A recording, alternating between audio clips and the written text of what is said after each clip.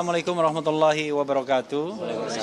Kawan-kawan semua, jurnalis, media, YouTuber sekalian, kami baru saja menjalani sidang, namanya sebenarnya pemeriksaan pendahuluan.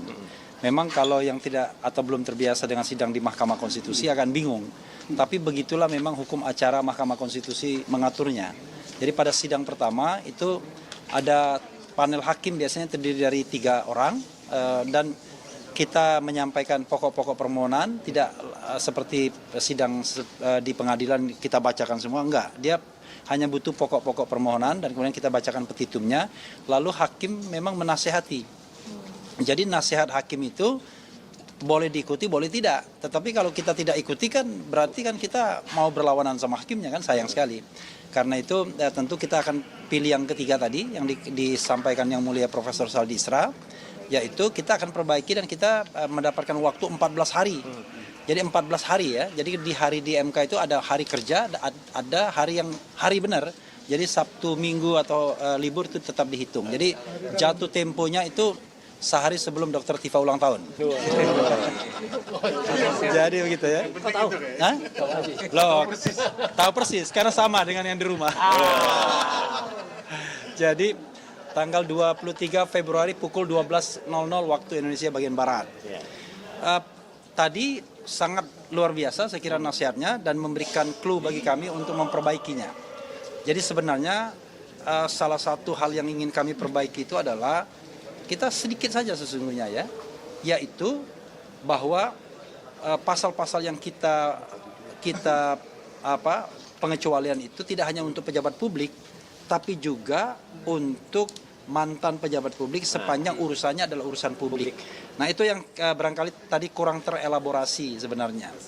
Jadi dalam keseluruhan pasal tersebut kita minta tafsirkan bahwa objek yang menjadi objek yang bisa dibuka ke umum berdasarkan Undang-Undang Keterbukaan Informasi Publik itu adalah dokumen publik yang pernah dipakai untuk jabatan publik walaupun yang bersangkutan sudah pensiun, maka itu subjek untuk penelitian publik yang tidak memerlukan izin sehingga tidak layak untuk dikriminalisasi. Nah, mungkin cara kami untuk menyampaikannya agak ribet memang.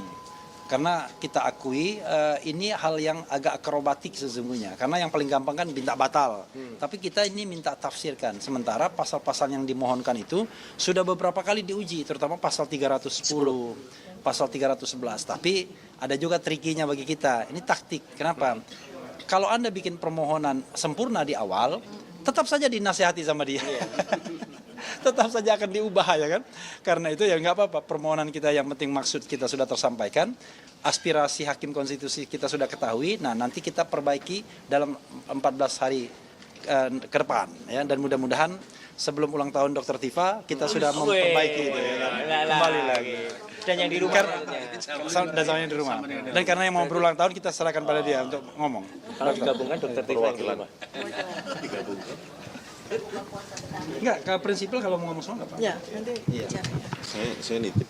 Baik, bismillahirrahmanirrahim. Salam judicial review yang kami bertiga ajukan bersama dengan penasihat hukum kami, kuasa hukum kami, Bala RRT, sudah berlangsung alhamdulillah dengan lancar dan ini juga sebuah pelajaran bagi kita semuanya ya. Jadi izin kepada 280 juta rakyat Indonesia bahwa kami bertiga ini mewakili Anda semua untuk belajar.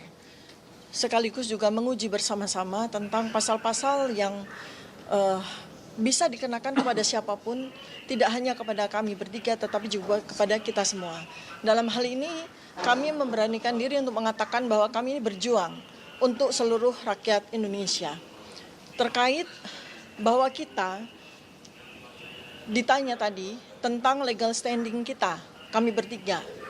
Legal standing kita, hak hukum kita itu jelas ya, diatur di dalam Undang-Undang Dasar 1945, yaitu di pasal-pasal yang sudah disebutkan di dalam permohonan kami. Yang pertama adalah pada pasal 28D ayat 1 Undang-Undang Dasar 1945, bahwa kita semua, kami tidak mengatakan kami, kita semua, tidak hanya RRT, tetapi segenap rakyat Indonesia, 280 juta rakyat Indonesia, itu memiliki hak pengakuan, jaminan, perlindungan dan kepastian hukum yang adil serta perlakuan yang sama di hadapan hukum. Nah, ini yang sudah jelas menjadi sebuah legal standing bagi kita. Tidak peduli kita ini siapa, semua adil, semua sama di mata hukum. Tidak peduli kita ini hanyalah rakyat biasa yang sedang mengerjakan tugas kami sebagai peneliti maupun seorang mantan pejabat tinggi negara, mantan presiden, semuanya memiliki hak yang sama di mata hukum. Kemudian yang kedua adalah bahwa sudah jelas sejak negara ini berdiri tahun 1945, kita punya Undang-Undang Dasar 1945 dengan pasal 28E yang sampai dengan hari ini masih tegak berdiri untuk melindungi kita semua, 280 juta rakyat Indonesia. Undang-Undang Dasar 1945 itu pada pokoknya memberikan jaminan kepada kita semua, rakyat Indonesia, terhadap pemenuhan hak kebebasan, menyatakan gagasan, atau menyatakan pendapat. Dalam bahasa internasionalnya adalah kita semua punya hak freedom of speech dan menyampaikan informasi dengan menggunakan segala jenis saluran yang tersedia. Dan ini adalah legal standing utama bagi kita semuanya. Legal standing kami yang secara spesifik itu menjadi tugas bagi kami adalah kami bertiga ini adalah peneliti. Peneliti itu tidak harus ada di dalam ruang dan waktu. Walaupun kami bertiga sama-sama memiliki institusi independen yang dimana institusi itu mewadahi tugas kami sebagai peneliti yang kami lakukan sampai dengan hari ini dan insya Allah sampai ajal menjemput. Karena tugas ini adalah sebuah amanah. Tidak semua orang memiliki tugas oleh Allah Subhanahu wa taala menjadi peneliti. Karena peneliti itu berat, peneliti itu sunyi, peneliti itu tidak mudah untuk hidup dengan menjadi peneliti. Tetapi tugas ini kami emban dengan sepenuh jiwa raga kami. Oleh karena itu maka kami dengan senang hati menganggap bahwa ini adalah legal standing kami yang dijamin oleh hak-hak konstitusional. Oleh karena itu maka seluruh pasal-pasal yang dikenakan kepada kami dalam peristiwa yang dilaporkan oleh mantan Presiden ke-7, Saudara Joko Widodo, beserta dengan 4 laporan polisi yang lain, sama sekali tidak memiliki